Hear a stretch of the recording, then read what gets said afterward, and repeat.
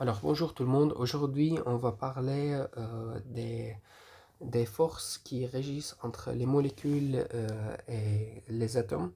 Quelles sont ces interactions minuscules et comment est-ce que ça nous explique pourquoi l'huile elle refuse de se mélanger à l'eau alors que le sel s'y mélange facilement.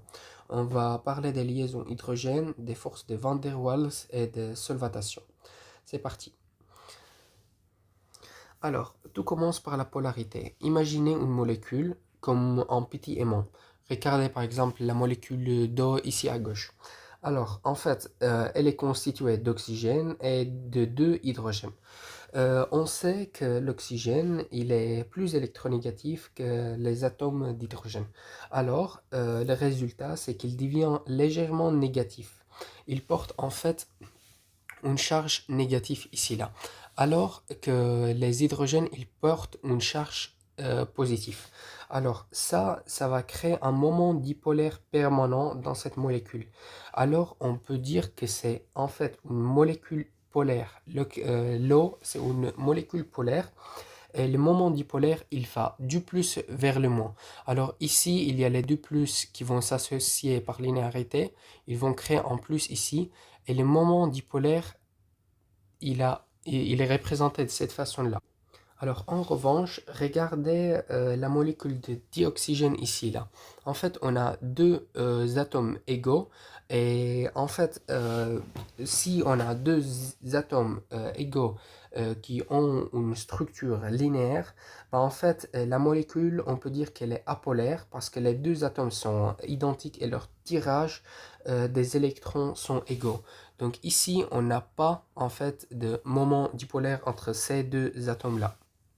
Vous pouvez le voir sur la présentation ici, le moment dipolaire est nul et ici le moment dipolaire est de 1,85. Alors nous pourrons se demander pourquoi en fait la molécule d'eau, vu que sa représentation Lewis elle est de manière linéaire de cette façon-là, pourquoi les moments dipolaires ne s'annulent pas en fait à gauche et à droite? Et ben en fait parce que la molécule d'eau elle a une structure coudée puisque elle possède deux doublets non liants qui régissent aussi sur toute la structure. Donc la molécule d'eau elle a une structure coudée représentée comme ici sur le schéma. Alors, mais attention, rien n'est figé, même une molécule neutre et apolaire peut devenir polaire. Imaginez par exemple un nuage d'électrons autour de molécules comme de la gelée. Si j'approche une charge électrique ou un champ E, qu'on peut voir par exemple représenté ici là, bah en fait ça va avoir un effet que cette gelée va se déformer. Les électrons soit fuient, soit ils sont attirés. Bah, en fait, la molécule apolaire qu'on peut voir ici, sous un champ électrique E, elle va voir ces électrons se déplacer vers un côté de la molécule. Ici, on va avoir plus d'électrons que ici là. D'accord? Et ça va avoir pour effet qu'en fait, parce que c'est quoi en fait ce champ électrique qui vient forcer ce dipôle enduit? Bah, c'est en fait une autre molécule qui, elle est polaire et qui a en fait une borne positive et une borne négative. Alors, cette capacité à se déformer, on va l'appeler la polarisabilité. En fait, c'est la facilité avec laquelle on peut créer un dipôle enduit à l'intérieur d'une molécule. Alors, la polarisabilité, elle est différente en fonction de molécules. Comme vous pouvez voir dans le tableau ici en bas de ce slide, en fait, plus la molécule elle est grande, plus elle est polarisable, c'est-à-dire que plus elle est grande, plus c'est facile de créer un dipôle enduit à l'intérieur de cette molécule. Alors pourquoi on expliquait tout ça? En fait, toutes ces histoires de ce dipôle nous amènent à ce star du jour qui est Monsieur Van der Waals. Alors, on va parler de la famille de Van der Waals, d'accord? Alors, Van der Waals était un physicien néerlandais qui a eu le prix Nobel de physique en 1910. Alors, la famille de Van der Waals, elle contient trois forces attractives qui collent la matière ensemble. Sans elles, en fait, tout serait gazeux, et on n'aurait pas de l'eau, on n'aurait pas de l'état solide, ni rien comme ça. Les forces de Van der Waals, c'est elles qui permettent d'avoir des espèces chimiques liquides ou solides. Alors, on distingue trois frères dans cette famille. On a Kisom, que vous pouvez voir ici là. On a les interactions de London et on a des biais. Alors maintenant, on va parler en quoi ces trois frères sont différents. Alors d'abord, l'interaction des Kisom. Alors c'est la plus intuitive, c'est quand deux molécules polaires s'alignent. Le plus cherche le moins et le moins cherche le plus. C'est une interaction dipôle-dipôle.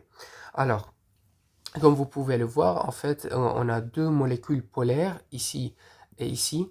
Ici, c'est censé être un moins, en fait. Ici, c'est un moins. Alors, elles vont s'attirer, le plus attire le moins, et le moins attire un plus. Ici, on va avoir une autre molécule, par exemple, pour l'état solide. Et pour l'état solide aussi, ici, on aura encore une autre molécule, ou ici, il y aura un moins, ici, on aura un plus. Et ici, on aura une autre molécule. Ici, il y aura un plus, ici, il y aura un moins. Et de manière cohérente, ça va être ici partout de la même manière. Et ensuite, on va avoir l'interaction de Débiet. C'est plus subtil, c'est une molécule polaire qui force une molécule voisine apolaire de devenir polaire. C'est ce qu'on vient d'expliquer dans le slide précédent. En fait, c'est l'effet d'induction et c'est une interaction dipôle enduit. D'accord? Alors ici, on a un dipôle enduit qui va se former ici, là. Et ici, on a un dipôle en fait. Ici, ça va avoir un dipôle enduit. Alors pour les deux, vous pouvez voir ici l'énergie qui est associée à chacun d'entre eux et comment nous pourrons les calculer. C'est en fait ça les formules qu'on peut avoir. Alors, enfin, la plus importante, car elle est partout, c'est l'interaction de London. Comme deux atomes d'argone parfaitement neutres, en fait, est-ce qu'ils peuvent s'attirer? En fait, oui, parce qu'à l'état gazeux, il y a dans le nuage électronique, les électrons, ils sont en train de bouger autour de l'atome et du noyau. Et en fait, à un moment donné, à un moment T, ça va créer, en fait, aussi une charge positive et une charge négative pour chacun des atomes. Ici, lui, il va créer ça. L'autre, il va créer la même chose, mais à l'inverse. Et ça va créer en fait aussi un dipôle enduit et attraction entre les deux atomes.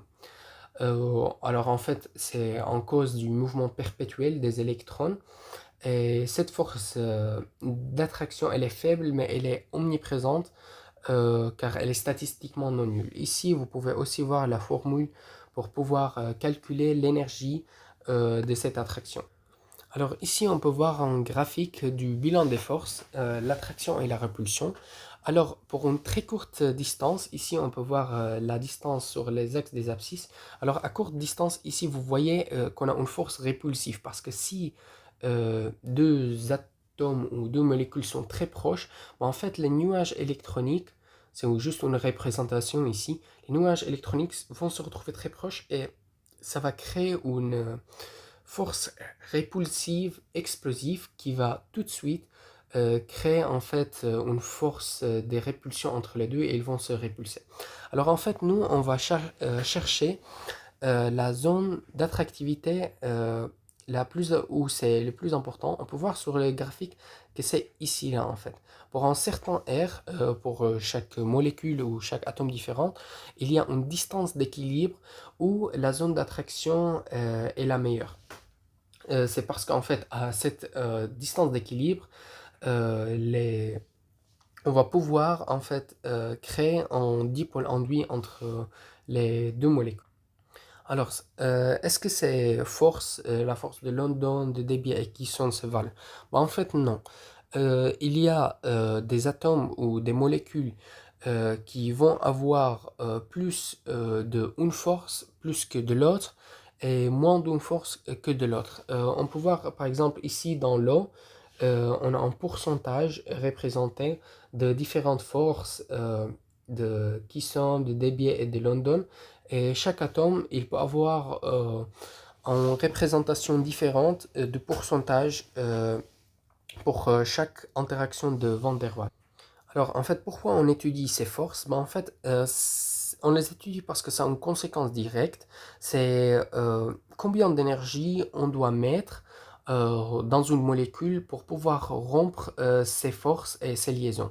Chaque force représentant une force qui, qui, qui a besoin d'une certaine énergie pour être rompu. Par exemple, pour l'évolution de l'eau, si on veut changer l'état de l'eau de l'état liquide à l'état gazeux, on a besoin d'une certaine force pour rompre les liaisons entre les molécules H2O. D'accord? Donc ici sur le graphique, on peut en fait voir une incohérence en ce qui concerne ces trois molécules-là. Alors en fait, normalement, plus une molécule est lourde, plus elle bue difficilement. Alors regardez les lignes grises, par exemple CH4 jusqu'à SNH4, ici là, ici là aussi, ici là aussi, ici là aussi. Mais en fait, comme je viens de le dire, il y a une tendance de ces trois molécules-là qui défie la tendance de cette évolution. On voit qu'en fait, elle bue pour une température plus importante que celle qui est censée être supposée pour eux. Par exemple, NH3, il devrait être censé être là, H2O la même chose, HF aussi la même chose. Alors l'eau, l'ammoniac et le fluor d'hydrogène, pourquoi est-ce qu'elles défient cette tendance? Alors en fait, le secret, il est dans la liaison hydrogène qui est en fait euh, dans ces molécules. En fait, la liaison hydrogène, c'est une interaction électrostatique qui est particulièrement forte. Elle se forme lorsqu'un atome d'hydrogène lié à un atome très électronégatif est attiré par un autre atome électronégatif porteur d'un double non-liant. Alors comme vous pouvez le voir ici, ici on aura une molécule formée par l'hydrogène et une autre molécule A. On a un double lien entre les deux. Et ici, il y a un autre atome qui, lui, il est un porteur de double non-liant qui va venir avoir une interaction avec l'hydrogène là. Alors, cette liaison-là, elle va créer en fait une liaison plus forte que les trois frères qu'on vient de faire, Kersombe, London et Debye. Et en fait, l'atome d'hydrogène, il agit comme un pont entre deux atomes électronégatifs. L'énergie qu'on doit fournir pour rompre en fait les liaisons hydrogène ici là, elle est beaucoup plus importante que celle dont on aurait besoin pour les interactions de Van der Waals. Alors les interactions de Van der Waals c'est plus ou moins quelques kilojoules par mol, alors que pour les liaisons de l'ammoniac, de l'eau, etc., on aura besoin de 20 à 30 kJ par mol. C'est en fait la raison pour laquelle l'évolution elle est plus importante pour l'ammoniac, le fluor d'hydrogène et l'eau ici là. On aura besoin de fournir plus d'énergie, donc plus de température pour pouvoir rompre les liaisons et les ramener à l'évolution. Alors, ici, vous pouvez voir petit schéma comparatif de la force de l'interaction. En fait, les liaisons covalentes sont les plus fortes, puis on a les liaisons ioniques, puis on a les liaisons hydrogène, et à la fin, on a la famille de Van der Waals. Euh, Ici, on peut voir en fait une échelle, mais c'est très approximatif parce que en chimie, il peut toujours y avoir des exceptions. Et mais en fait, en ordre de grandeur, c'est censé être comme ça. Liaison covalente, puis liaison ionique. Entre les liaisons covalentes et les liaisons ioniques, ça dépend aussi dans quel état on est, si c'est l'état solide ou l'état liquide. Alors, maintenant, on va parler de solvatation. Alors, qu'est-ce que c'est en fait la solvatation? En fait, si vous voulez dissoudre, par exemple, les sels dans l'eau, qu'on peut le voir ici à gauche, les cristals de soluté dans les molécules du solvant, ici c'est de l'eau et ici c'est du sel. Et en fait, qu'est-ce qui va se passer pour pouvoir en fait dissoudre les sels à l'intérieur de l'eau, on peut dire qu'il y aura comme une bagarre. Les molécules d'eau, elles vont venir entourer en fait les atomes les atomes présents dans le sel. Et en fait, chaque atome, il sera entouré comme ça. Et on va rompre les, les liaisons qu'il y avait au début entre le chlore et le sodium. Alors en fait, avant que le solvant soit saturé, bah, en fait, on aura les molécules d'eau qui seront en excès, ils vont pouvoir entourer de plus en plus d'atomes de chlore ou de sodium. Mais quand on va ajouter beaucoup de sel, bah, en fait, on n'aura plus assez de molécules d'eau pour les entourer et le solvant arrivera à sa saturation et c'est pour ça qu'on ne pourra plus dissoudre de sel à l'intérieur de l'eau. Alors, en fait, la règle d'or en chimie, c'est qui se rassemble s'assemble. En fait, quand on va avoir des solvants polaires, elles vont pouvoir facilement dissoudre des solutés polaires, pardon. Et en fait, par exemple, l'eau qui est polaire, elle dissout le sel qui est ionique, qui est dans ce cas ionique, ça veut dire polaire parce qu'il y a des ions, ou l'éthanol qui est polaire. Euh, Par exemple, l'essence qui est apolaire, elle peut dissoudre l'huile qui est apolaire. De la même façon, on peut parler aussi des solvants protiques ou aprotiques. Alors, protique, ça veut dire quoi? Protique, ça veut dire qu'ils ont un proton. On peut dire proton. Proton, ça veut dire proton de H+. Aprotique, les solvants aprotiques, par contre, sont ceux qui ne possèdent pas, en fait, en proton H+. Et enfin, la permittivité diélectrique. Mais en fait, la permittivité diélectrique, par exemple, dans solvant, on peut dire qu'à l'état gazeux, deux électrons, ils pourront facilement interagir l'un avec l'autre. Mais s'il y a une grande permittivité diélectrique dans un solvant, par exemple l'eau, disons, bah, ces deux électrons, l'eau, il va comme faire un mur entre elles et ils ne pourront plus en fait facilement interagir avec l'un et l'autre. Pour l'eau, en fait, cette permittivité, elle est de 78,5. Et en fait, elle va affaiblir les forces électrostatiques entre les ions dans soluté. Alors, ceci explique en fait la solubilité des alcools linéaires dans l'eau. En fait, on peut voir, comme on peut voir ici sur le schéma, plus la chaîne carbonée des alcools elle est grande, comme ici par exemple l'heptane en haut, plus les caractères apolaires il est grand. Vu que l'eau elle est polaire, ben, en fait, plus on va augmenter la chaîne carbonée des alcools qui sont de base polaire, plus elles vont devenir apolaires et moins elles seront solubles dans l'eau. Alors pour finir, gardez ces cycles en tête. En fait, tout part de la structure des atomes, leur électronégativité. Cela détermine la polarité de la molécule. Cette polarité dicte le type d'interaction de Van der Waals ou liaison H, hydrogène. Et ce sont ces interactions qui définissent si votre substance est liquide, solide, si elle bout à 100 degrés ou si elle se dissout dans l'eau. Et voilà, vous comprenez maintenant que derrière chaque goutte d'eau ou grain de sel, il y a un balai de force invisible.